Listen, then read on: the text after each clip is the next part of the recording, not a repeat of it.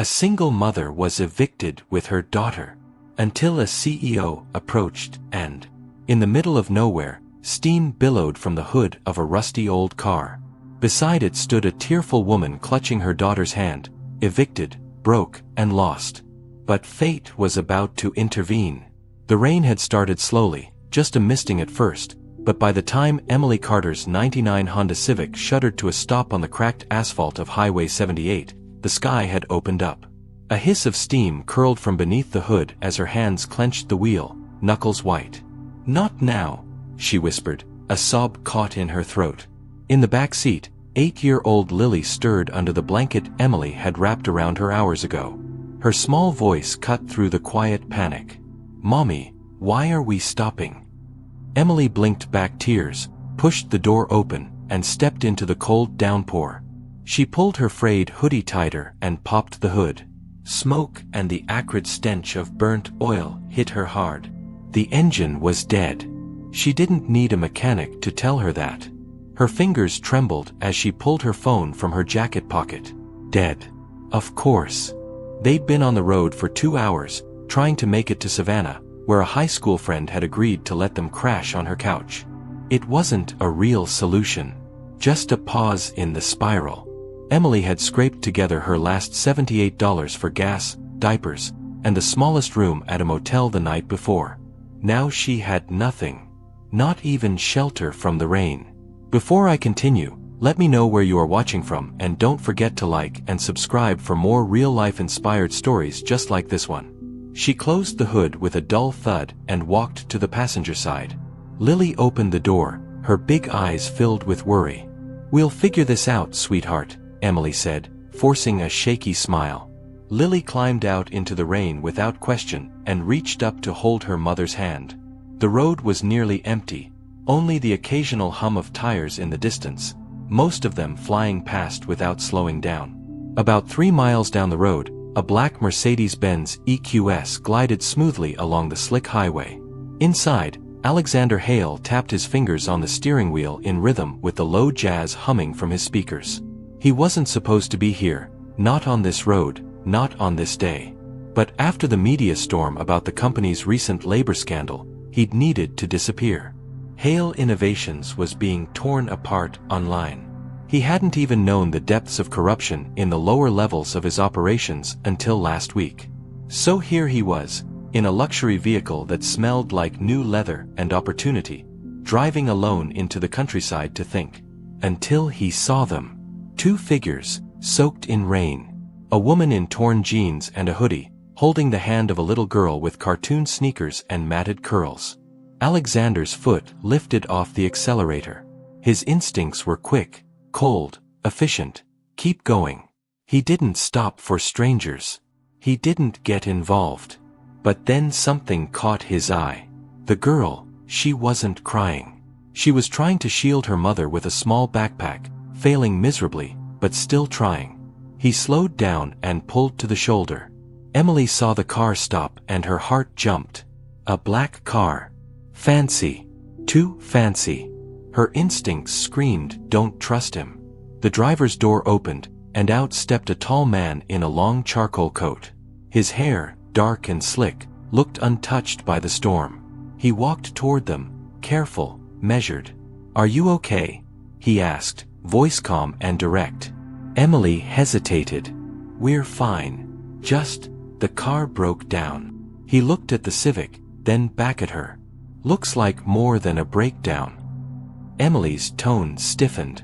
"We don't need anything." He nodded once. "I understand. But your daughter looks cold. There's a diner 10 minutes up the road. Let me drive you." "I said we're fine," Emily snapped, her voice louder than intended. "We don't take rides from strangers." Lily looked up at her.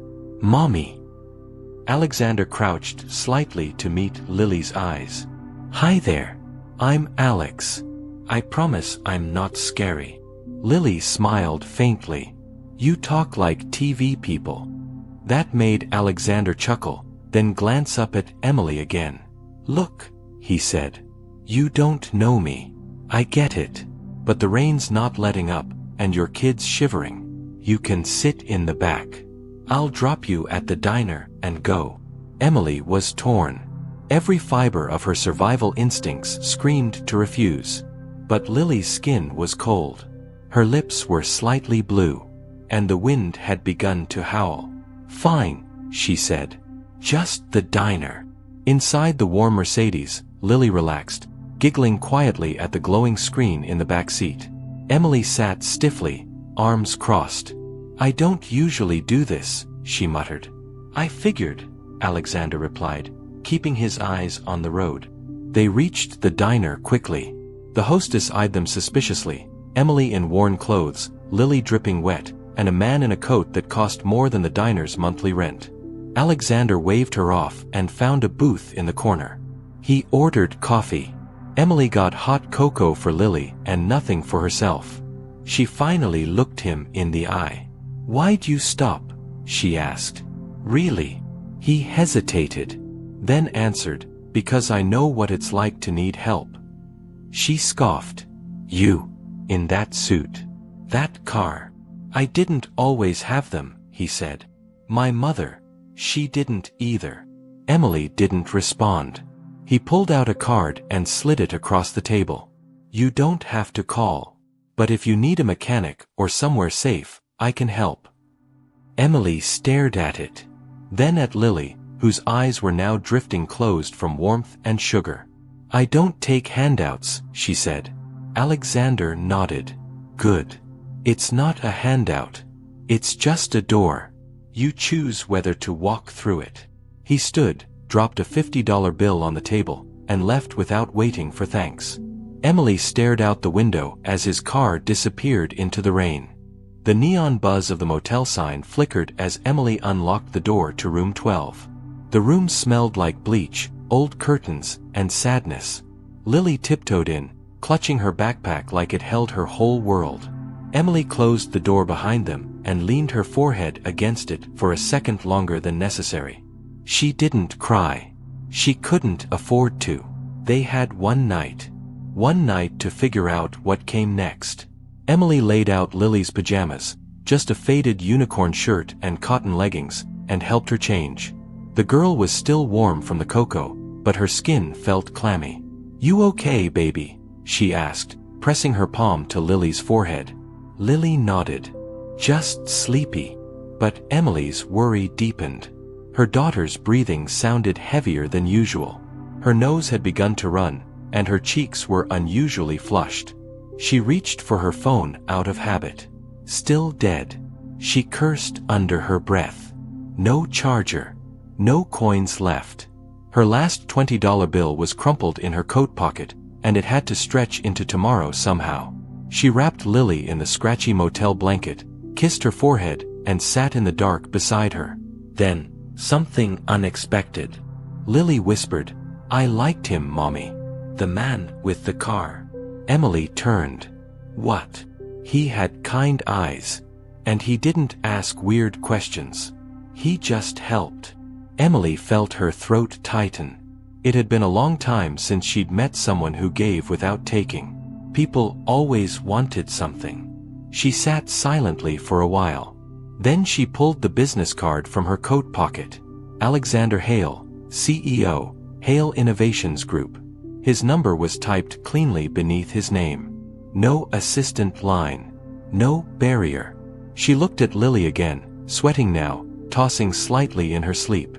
Emily hesitated for a full minute, then reached for the motel phone and slowly, nervously dialed the number. It rang once. Then again. And then. "Alexander Hale," a voice answered. No assistant. No voicemail. "It's me," Emily said. "The woman from the road. My daughter. I think she's burning up." 20 minutes later, headlights cut across the parking lot. The Mercedes pulled up and Alexander stepped out, no coat this time, just a hoodie and concern etched across his face. Emily met him at the door, looking frazzled and vulnerable in the dim motel light. "She's in there," she said, holding the door open. He didn't ask questions. Just walked in, saw Lily curled up on the bed, and said, "We need to get her checked. Now." The ER smelled like antiseptic and tired souls. Alexander filled out the paperwork without being asked. Emily tried to stop him. "You don't have to do all this," she murmured. "I know," he said simply. "But I want to." Lily was admitted quickly, dehydration and a high-grade fever. The doctors ran tests and administered fluids. Emily sat at her bedside the whole time, brushing damp hair from her daughter's face. In the quiet moments, she looked across the room where Alexander sat, scrolling through his phone, checking work emails like this wasn't the most surreal moment of his week. Finally, she asked, "Why are you still here?" He looked up. "Because I remember what it's like to have no one." "You said something earlier about your mom." Alexander nodded slowly, exhaling. "She was a waitress. Single mom. We bounced between shelters and people's basements. She died when I was 13. Nobody cared. Not even the system." Emily went quiet. It wasn't the words, but the way he said them. No self-pity, just fact. History that lived under his skin. "I thought the world owed me after that," he added. "But now, I just try to owe the world something better." They sat in silence until a nurse returned with a tired smile. "She'll be okay. Just needs rest and fluids." Relief rushed over Emily like a tidal wave. She covered her mouth and cried quietly for the first time in days. That night, Alexander didn't drop them at the motel. He drove them instead to a townhouse outside the city, a clean, quiet place with 2 bedrooms and a stocked kitchen. "You can stay here for a few nights," he said. "No strings attached." Emily stared at him. "Why would you trust someone like me?" Alexander raised an eyebrow. "Why wouldn't I?" The next morning, Emily woke up in a soft bed with the smell of fresh coffee drifting down the hall. Lily was snoring lightly beside her. She got up, walked into the kitchen, and found Alexander making pancakes. "Where'd you learn to cook?" she asked. He smiled. "From a diner cook who took pity on me once." She laughed softly, but it didn't last long. Because inside, Emily still carried a secret. One she hadn't told him, or anyone. 3 months ago, she was fired from her retail job after being accused of stealing $400 from the register. She didn't do it. But with no lawyer, no savings, and no support, the accusation had stuck. The police never charged her, but her name was red-flagged across job boards. It was why every door kept slamming shut. It was why she'd been evicted. It was also why she didn't deserve a second chance, let alone a warm bed and pancakes from a man like Alexander Hale. So she kept the secret. For now. Later that day, as Lily watched cartoons on the plush sofa, Alexander handed Emily a small envelope. "What's this?" she asked, opening it slowly. "A lead," he said. "There's a job opening at Hale's community outreach office. They're looking for someone with retail experience and grit." Emily's hands shook. "I don't want charity." He met her eyes. "Then don't take it as charity. Take it as a chance. You earned that the second you kept walking down that road holding your daughter's hand." Emily looked at the envelope, at her daughter, and then back at Alexander. She didn't know whether to feel terrified or seen. 3 weeks had passed since the night in the ER. Emily stood in front of a mirror in the break room of Hale Community Outreach, adjusting her blouse and checking her name badge. She barely recognized herself. Her clothes were crisp. Her skin no longer looked pale from stress. Her eyes had a bit of fire again. The job wasn't glamorous, filing intake forms, organizing food drives, helping women fill out housing assistance, but it was stable. And it paid. More importantly, it made her feel useful again. Across town, Lily had been enrolled in a private school, on a scholarship Alexander's foundation quietly arranged. She loved it. She made friends. Her laughter was now a normal part of mornings. Everything seemed to be moving forward. But forward doesn't always mean up. One morning, Emily was called into the outreach director's office. Inside sat a middle-aged woman with silver hair and sharp eyes. Margot Lang, Alexander's longtime executive assistant. I just have a few questions, Margot said, her tone polite but cold. Emily froze. About what? Standard background clearance.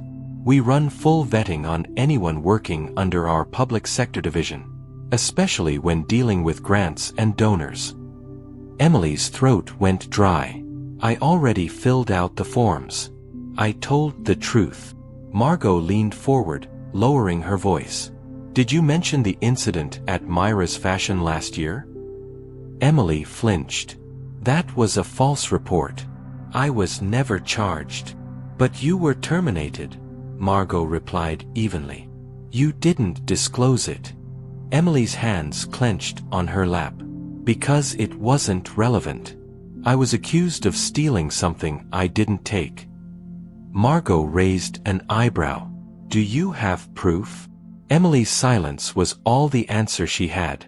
Margot nodded slowly, tapping her pen. Mr. Hale is a generous man. But he also has a reputation to protect. Let's be clear, this position is contingent on trust. If you have nothing to hide, there's nothing to worry about.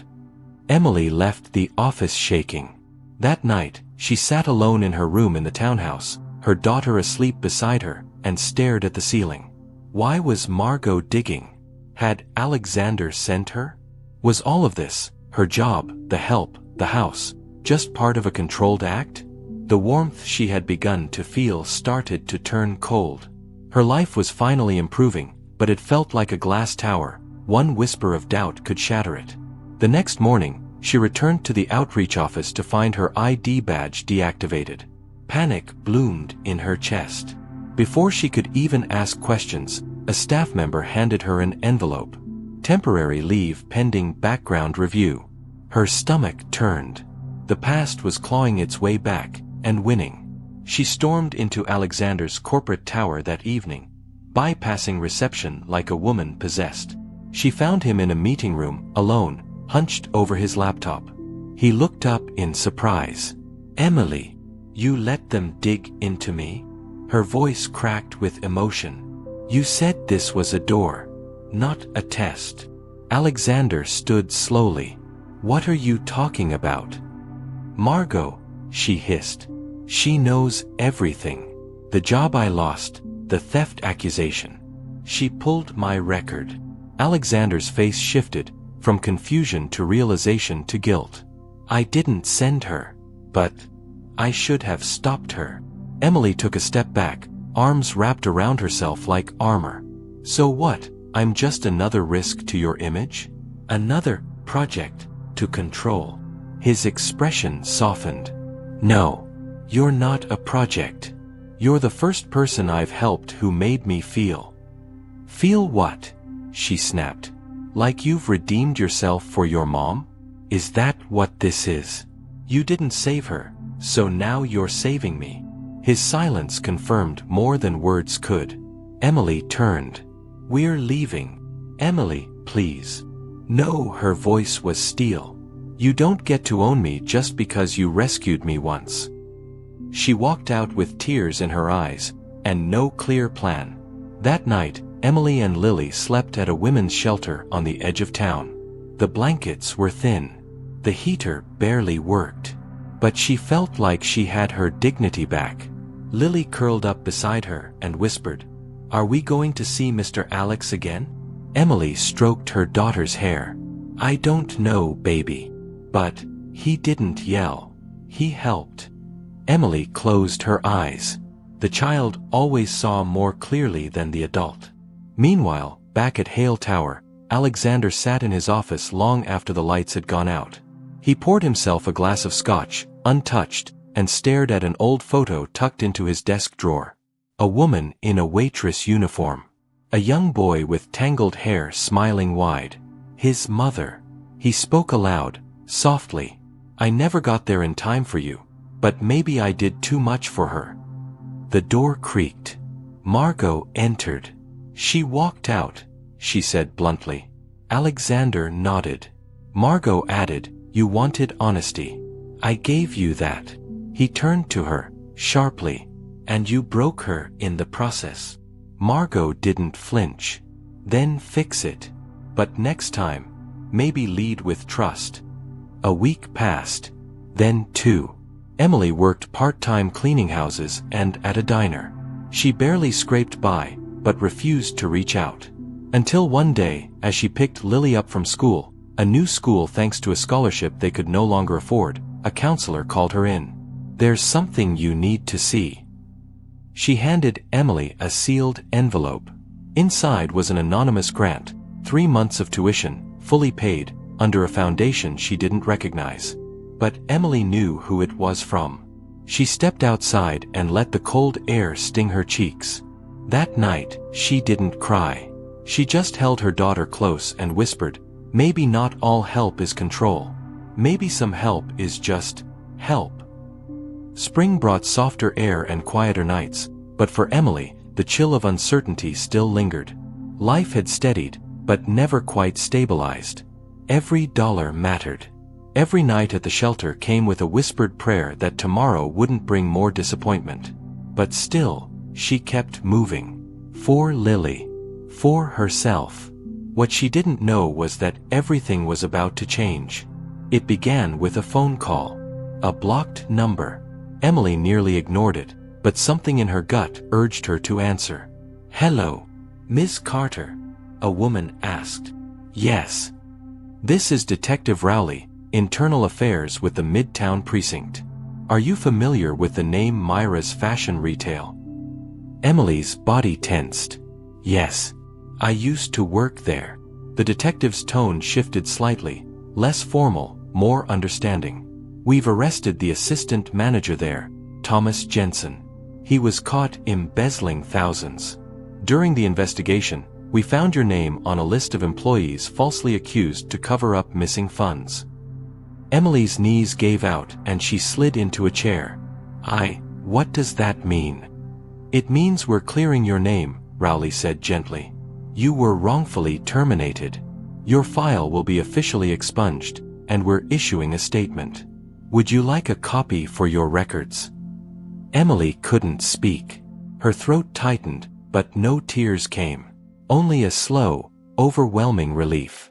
After a moment, she whispered, "Thank you." She hung up and stared into the distance. Cleared. The weight she'd carried for almost a year was gone. But she didn't feel free, yet. Not until she faced the one person who'd tried to help her before she'd believed she deserved it. 3 days later, she stood at the front of Hale Innovations HQ wearing a navy blue thrift store blazer and holding a folder under her arm. The receptionist blinked. "Do you have an appointment?" "No," Emily replied. "But he'll want to see me." Within minutes, she was being led through glass corridors up to Alexander's private office. He stood when she entered. "Emily," he said, shocked but calm. She held up the folder and offered a small, quiet smile. "I was cleared. The guy who accused me? They arrested him. I wanted you to see it for yourself." Alexander took the file gently, opened it, and scanned the report. His jaw tensed, then slowly relaxed. "I never believed you did it," he said softly. "I know," she replied. "But I didn't believe I was worth trusting." Silence. Then Emily stepped closer. "I thought asking for help meant weakness.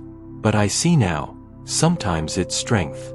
It takes strength to be seen when you've been invisible for so long." Alexander looked at her with something deeper than admiration. He saw the woman who had walked through fire and come out stronger, on her own terms. "I wasn't trying to fix you," he said. "I was trying to hold space. Something I never did for my mother until it was too late." Emily's eyes softened. "You did more than that. You gave me a moment to breathe." They stood in silence, but not awkwardly. Comfortably. Equally. Weeks later, Emily stood on a stage inside the Haven Project, a newly launched nonprofit dedicated to housing and uplifting single mothers across Georgia. She was the new program director. Behind her on the banner, sponsored by the Hale Foundation. But today wasn't about Alexander. It was about Emily Carter, who was ready to speak her truth. Cameras rolled. Journalists sat upright with pens poised. She stepped to the mic and took a breath. I was a single mom, living on couches, scared of every knock at the door. I was accused of something I didn't do. And for a long time, I believed that made me unworthy of anything good. The room quieted. But then, one day, my car broke down in the middle of nowhere. And a stranger didn't drive past. He stopped. She glanced to the side, where Alexander sat with Lily on his lap, both smiling. I didn't trust him. I didn't even trust myself. But that moment was the start of something I didn't expect, a life. The audience clapped. Then Lily stood up, holding a paper in her hands. I wrote something, she said shyly. Can I read it? Emily nodded, eyes already brimming. Lily walked up to the mic, paper shaking in her hand. It's called The Day a Stranger Became Our Hero, she began. We were cold. We were scared. But he didn't look away. He didn't treat us like nothing. He treated us like people. My mom says people don't change your life. Moments do. But I think it's both. A hush fell. Some people wiped tears. Emily walked forward, embraced her daughter, and turned to the crowd. For anyone out there who feels invisible, forgotten, or ashamed, please hear this. You are not broken. You are in progress. And the help you're afraid to take?